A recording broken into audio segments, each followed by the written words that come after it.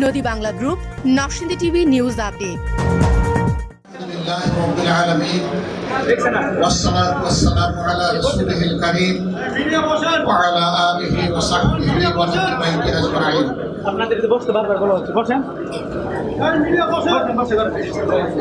সম্মানিত শহীদ পরিবারের অতি মর্যাদাবান উপস্থিত সদস্যবৃন্দ, আমার সহকর্মী, কেন্দ্রীয় এবং স্থানীয় নেতৃবৃন্দ, উপস্থিত সুধী মণ্ডলী, আল্লাহ তাবারক ওয়া তাআলার শুকরিয়া আদায় করছি। আমি গভীরভাবে বিশ্বাস করি ন্যায় এবং ইনসাফের জন্য, মানুষের অধিকার মানুষের কাছে ফিরিয়ে দেওয়ার জন্য যারা মুখ পেতে লড়াই করেছিলেন, তাদের মধ্য থেকে যারা প্রতিপক্ষের ভুলেতে যার সাথে দুনিয়া থেকে বিদায় নিয়েছে, আমি বিশ্বাস করি, গভীরভাবে বিশ্বাস করি, ঈমান নিয়ে বিদায় নেওয়া লোকগুলাকে ইতিমধ্যেই আল্লাহ তাআলা শহীদ হিসাবে কবুল করেছেন। সেই অর্থে আমরা শহীদি ফুলের বাগানের মধ্যে এখন আছি। তারা কেউ রেখে গেছেন মা বাবা, কেউ রেখে গেছেন স্ত্রী, কেউ রেখে গেছেন ভাই বোন, আবার কেউ রেখে গেছেন সন্তান সন্ততি, এমনকি অবুঝ শিশু। এই কয়টা দিন 5 তারিখের পর থেকে আমরা শহীদ পরিবারগুলোর কাছে আমি এবং আমার সহকর্মীরা ছুটে চলেছেন।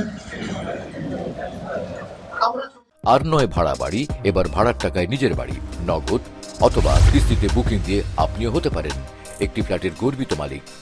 নদী বাংলা গ্রুপ, সঠিক নির্মাণে অঙ্গীকারাবদ্ধ। হেড অফিস 50/3 এলাহি মেনশন, পশ্চিম ব্রাহ্মণদী, নরসিংদী।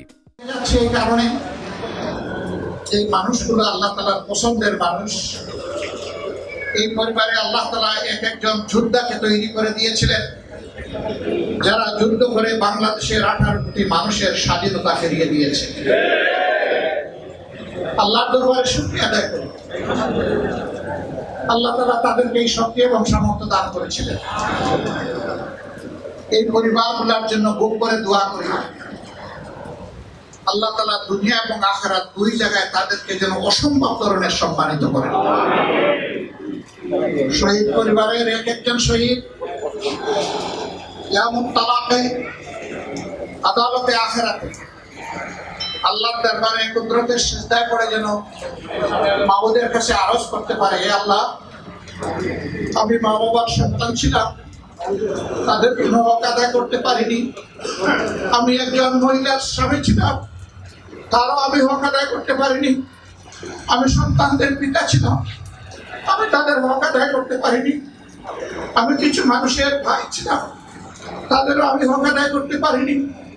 আমি এসেছি মানুষের অধিকারের পক্ষে লড়াই করে তোমার কাছে চলে এসেছি। মৌলা, তুমি আমাকে সম্মানিত করেছো, আমাকে শহীদ হিসেবে করেছো। আলহামদুলিল্লাহ রাব্বিল আলামিন। তুমি আমাকে জান্নাতের ফয়সালা দিয়েছো, আবার আলহামদুলিল্লাহ রাব্বিল আলামিন। ওই শহীদকে আল্লাহ জিজ্ঞেস করবে, তুমি তো জান্নাতের ফয়সালা পেয়ে গেছো, আমার কাছে আর কি তোমার কোনো আর্জি আছে?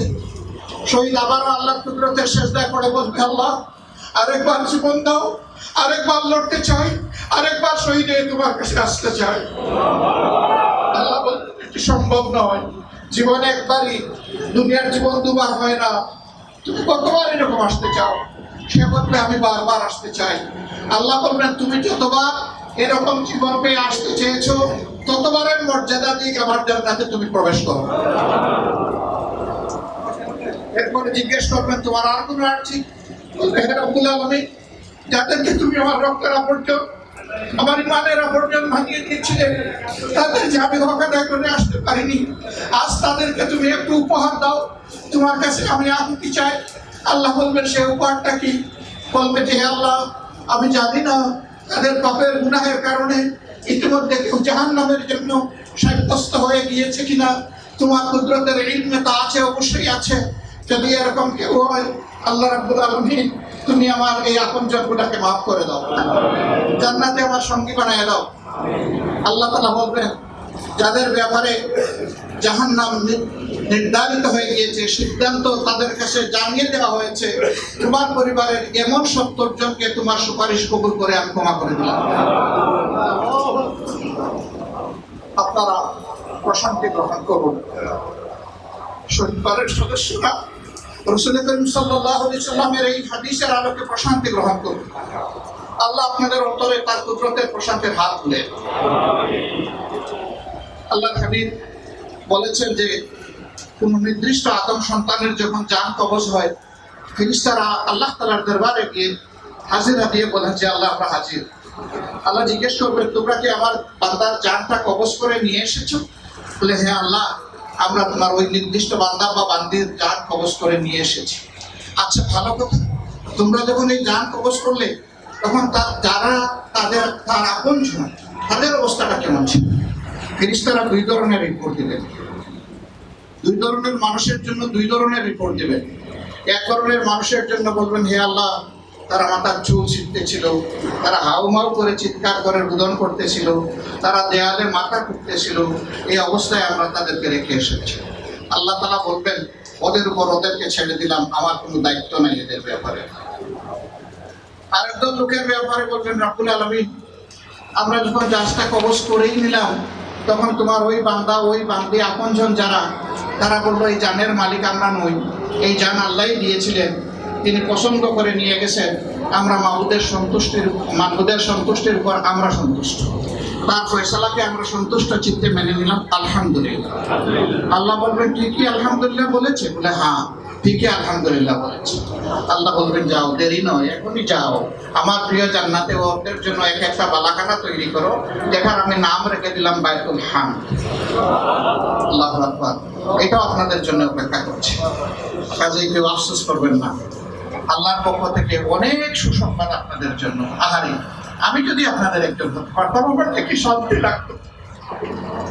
আমি তো সেই গৌরব এখনো হাসিল করতে পারলাম। আমাকে নিজেকেও যেন আল্লাহ তাআলা শাহাদাতের জন্য কবুল করুন। আমি ওই শহীদদের মিছিলে শরীক হতে চাই। আল্লাহ তাআলা দরবারে দোয়া করি, এই শহীদদেরকে আল্লাহ তাআলা হযরত হামজা রাদিয়াল্লাহু তাআলা আনহুর সাথে যেন হাসর নসিব। হযরত হামজা হবেন জান্নাতে শহীদদের নেতা। এই শহীদরা যেন তার নেতৃত্বে আনন্দিত হয়ে সন্তুষ্ট থাকে, আল্লাহ সেই ব্যবস্থাটা যেন করে দেন।